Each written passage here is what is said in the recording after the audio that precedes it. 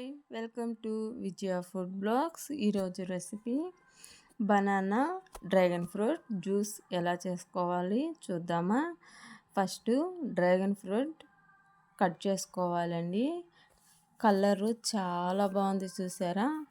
Pink red shade చాలా బాగుంది. ఆ తర్వాత ఒక బనానా, ఒక డ్రాగన్ ఫ్రూట్, బనానాని బాగా కట్ చేసుకోవాలి. కట్ చేసుకున్న తర్వాత ఒక మిక్సీ జార్ తీసుకొని దాంట్లోకి బనానా, డ్రాగన్ ఫ్రూట్ వేసుకోవాలి. ఆ తర్వాత మీకు తగినంత షుగరు వేసుకోవాలండి. షుగర్ ఎంత ఎంత కావాలో అంత వేసుకోవాలి.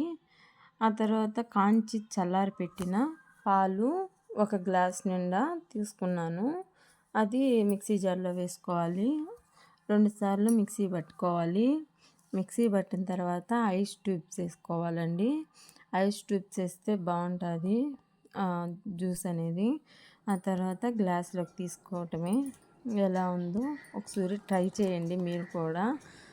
మీకు గాన నా వీడియోస్ నచ్చినట్లయితే ప్లీజ్ సబ్స్క్రైబ్ చేసుకోండి, లైక్ చేయండి, కంపల్సరీ లైక్ చేయండి, సబ్స్క్రైబ్ చేసుకోండి.